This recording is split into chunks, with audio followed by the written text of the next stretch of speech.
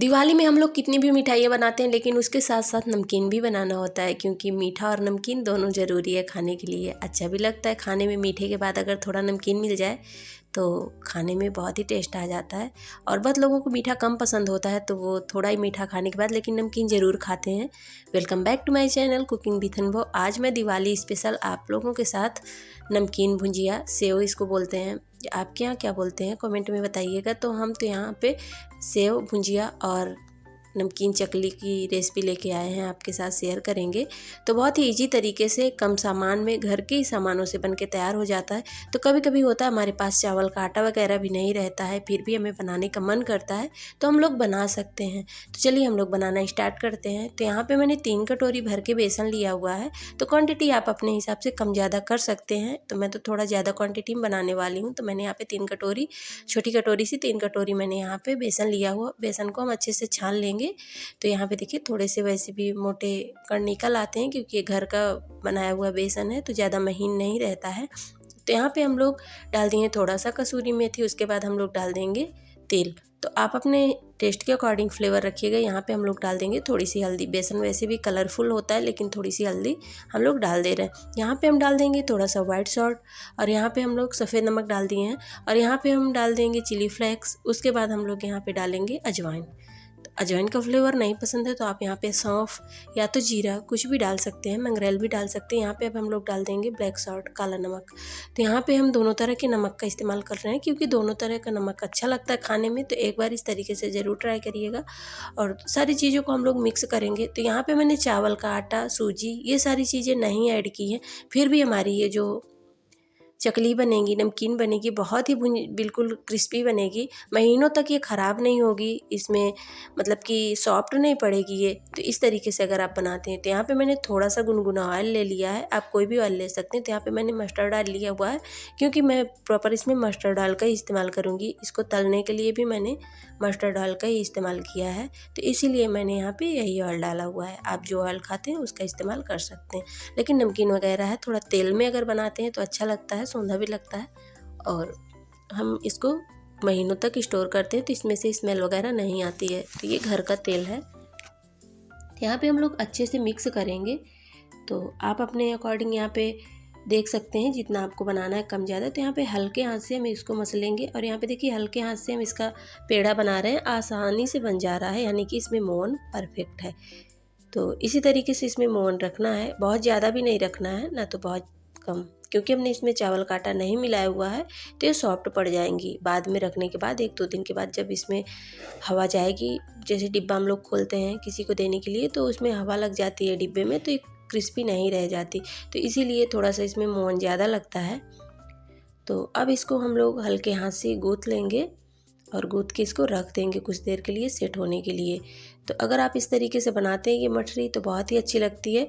तो मेरे यहाँ तो सबको ये बहुत पसंद आती है। आप यहाँ पे अपने हिसाब से मसाले और ऐड कर सकते हैं, जो आपको मसाले पसंद है, लेकिन मैं इसमें ज़्यादा मसाले नहीं ऐड करती हूँ, मुझे इसी तरीके से पसंद है। तो यहाँ पे देखिए इसका सॉफ्ट सा हमने डो लगा के रेडी कर लिया है। तो यहाँ पे हमारा डो भी रेडी हो गया है, बहुत ही चिकना बन के तैयार हो गया है। तो थोड़ा सा इसको मसल देना बाद में, ताकि जो हमारी मठरी बने अच्छे से क्रिस्पी बने। अब इसको हम लोग सेट होने के लिए रख देंगे 10 मिनट के लिए। अगर आपके पास टाइम है तो और ज़्यादा भी रख सकते हैं, लेकिन चलिए हम लोग अब इसको कवर कर देंगे, 10 मिनट के लिए रखेंगे। तो यहाँ पे हमने इसको ढक के रखना है ताकि ये अच्छे से सेट हो जाए। तो यहाँ पे अब हम लोग 10 मिनट के बाद इसको चेक करेंगे, अच्छे से सेट हो चुका है, सारे मसाले इसमें अच्छे से मिल जाते हैं। तो यहाँ पे देखिए आप किसी भी जाली से बना सकते हैं। तो यहाँ पे मैंने इस तरीके की जाली लिया हुआ है, ये तो आसानी से सबके घरों में मशीन रहती है, नहीं तो आप इसको किसी प्लास्टिक शीट वगैरह में भी, तो इसके लिए आपको थोड़ा सॉफ्ट डो लगाना होगा, तो उससे भी बना सकते हैं। तो यहाँ पे मैंने थोड़ा ऑयल लगाना है इसमें, और ऑयल लगाने के बाद इसमें हमने जो बेसन गूँथ के रखा हुआ है उसको फिल कर देंगे। तो कम सामान में घर के सामानों से बना के हम इसको तैयार कर सकते हैं। तो यहाँ पे हमारा ये घर का बेसन था, तो इसलिए थोड़ा ये मोटा पिसाया गया है। तो अच्छा, इससे बहुत ही अच्छा क्रिस्पी बनता है। और यहाँ पे देखिए हमने चावल का आटा वगैरह कुछ नहीं इस्तेमाल किया है, फिर भी ये बहुत क्रिस्पी बनती है। लेकिन हाँ, इसमें विशेष ये होता है कि बहुत ही मीडियम फ्लेम पे हमें इन्हें तलना होता है। तो इस तरीके से हम लोग बना लेंगे इसको। तो आप इसकी सेव भी बना सकते हैं। राउंड राउंड में नहीं करना है तो आप इसकी सेव भी कट कर सकते हैं, या तो आप इसको हाथों से भी बना सकते हैं। बहुत ही आसान तरीका है, फ्लेवर में वही टेस्ट वही आएगा, केवल देखने में थोड़ा अच्छी लगती हैं, चकली बन जाती हैं बस। तो वैसे भी त्योहारों में तरह तरह के पकवान सबके घरों में बनते हैं, लेकिन ये सारी चीज़ें बन जाती हैं तो ये तो हम लोग कई दिनों तक खाते हैं, तो इसीलिए ये सारी चीज़ें लोग बनाते हैं। थोड़ा सा हमने थाली में ऑयल लगा लिया हुआ था ताकि हमारी चकली चिपके नहीं। और यहाँ पे आप ऑयल में भी डायरेक्ट कर सकते हैं, लेकिन मैं ऑयल में नहीं करती हूँ। मैं इसको थोड़ा सा सुखाती हूँ चकली को। पहले इसको बनाने के बाद 10 मिनट के लिए मैं इसको पंखे की हवा में रखती हूँ, क्योंकि मैंने इसमें चावल का आटा नहीं डाला हुआ है, इसीलिए इसको हमने थोड़ा सा सुखा लिया है 10 मिनट के लिए। पंखे की हवा में रख दिया हुआ था, तो देखिए आसानी से निकल जाती हैं थाली से। हम लोग इसको हाथों से उठा के डाल सकते हैं। तो इस तरीके से ही बनाएं। अगर आपको चावल का आटा वगैरह नहीं मिल रहा है या तो नहीं है आपके पास, कभी कभी होता है, मेरे घर में तो ज़्यादा चावल का आटा नहीं इस्तेमाल होता, तो इसलिए मैं इसको पूरा बेसन से ही बनाती हूँ, लेकिन फिर भी ये बहुत क्रिस्पी बन के तैयार होता है। थोड़ा सा इसको बनाने के बाद सुखा लें तो इससे क्या होता है, ये इसका जो मॉइस्चर होता है वो थोड़ा कम हो जाता है, तो इससे बहुत ही क्रिस्पी बनती है। और इसमें ऑयल का बबल्स आप लोग देख रहे होंगे, ऐसे ही मैंने इसको मीडियम फ्लेम में फ्राई किया हुआ था। इससे क्या होगा कि हमारी जो चकली है बहुत ही क्रिस्पी बन के तैयार होगी। तो एक बार इस तरीके से ज़रूर बनाइएगा। आप इसमें आधा गेहूं का आटा और आधा बेसन का भी इस्तेमाल कर सकते हैं। चावल का आटा है अगर आपके पास, तो वहाँ पे 2 कटोरी बेसन और 1 कटोरी चावल का आटा डाल सकते हैं। और या तो आप इसको कम बेसन में और ज़्यादा गेहूं के आटे से बना सकते हैं, सारी चीज़ों को डाल के बहुत ही अच्छा टेस्ट आता है वैसे भी। लेकिन जो चीज़ें बेसन से हैं तो भाई बेसन का टेस्ट तो अलग ही रहेगा नमकीन का। लेकिन हाँ, अगर जो चीज़ें हम जैसे बेसन वगैरह बहुत लोगों को नहीं डाइजेशन में दिक्कत होती, तो इसलिए यहाँ पे आप डाल सकते हैं, गेहूं का आटा भी डाल सकते हैं। तो यहाँ पे देखिए बहुत ही मीडियम आंच पे मैंने इनको तला हुआ था। और यहाँ पे मैं बताना भूल गई, शायद हींग भी डालना ज़रूरी है, क्योंकि बेसन की चीज़ों में हींग डालना बहुत ही ज़रूरी है, तो हींग ज़रूर डालें।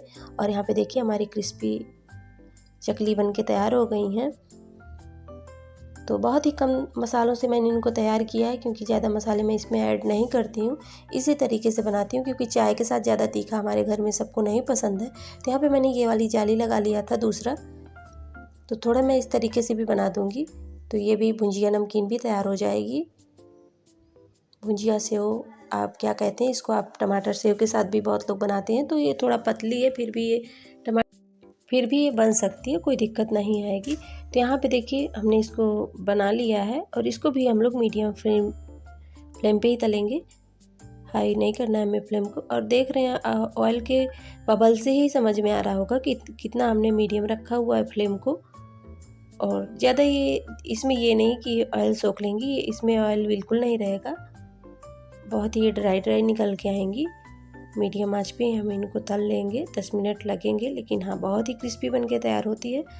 तो झटपट से बन भी जाता है ये नाश्ता, और आप इसको महीनों तक खा सकते हैं, ख़राब होने का इसमें कोई चांस नहीं है। तो यहाँ पे देखिए मैंने इनको भी गोल्डन होने तक फ्राई कर लिया हुआ है। तो चाय के साथ ज़्यादा तीखी नमकीन वगैरह कम पसंद आती है मेरे घर में, क्योंकि चाय भी गर्म होती है और तीखा अच्छा नहीं लगता। बच्चे भी खाते हैं, इसलिए इसी तरीके से मैं बना के तैयार करती हूँ कम मसालों के साथ। तो आप भी इस तरीके से इस मठरी को ज़रूर बना के तैयार करिएगा दिवाली के लिए। और देखिए कितना ये क्रिस्पी बन के तैयार हुई हैं। तो अभी ये थोड़ा गर्म है, जैसे ये ठंडी होंगी तो बहुत ही क्रिस्पी बन के तैयार हो जाएंगी। तो इसे किसी भी एयर टाइट डिब्बे में रखें और आप इसको महीनों तक एंजॉय करें। तो क्वांटिटी आप अगर बढ़ा के बना के रख सकते हैं तो कई दिनों तक इनको खा सकते हैं। तो यहाँ पे देखिए मैंने इनका ज़्यादा मतलब कि कलर ज़्यादा हाई नहीं किया है, क्योंकि ज़्यादा कलर हो जाता है तो थोड़ा उसमें कड़वापन आने लगता है, इसीलिए मैंने इनको इसी स्टेज तक रखा हुआ है। और देखिए अंदर तक कितने अच्छे से सीखी हुई हैं। तो यहाँ पे हमने थोड़ा सा चकली भी बना लिया हुआ था और थोड़ा सा हमने भुंजिया भी बना लिया हुआ था, तो दोनों चीज़ें हमारे बन के तैयार हो गई हैं।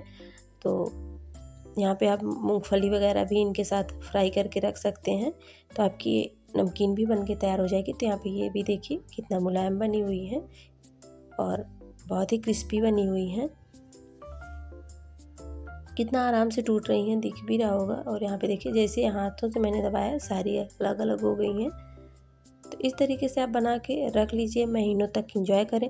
तो इस दिवाली इसको ज़रूर बनाइएगा। तो कैसी लगी आज की रेसिपी? अगर थोड़ी सी भी अच्छी लग रही हो तो वीडियो को लाइक कर दीजिएगा, चैनल पे न्यू है तो सब्सक्राइब कर दीजिएगा, थोड़ा सा भी यूजफुल लगे तो अपने फैमिली फ्रेंड्स के साथ शेयर भी कर दीजिएगा। तो आपने अपना इतना कीमती टाइम दिया, इसके लिए आप सबको तहे दिल से धन्यवाद।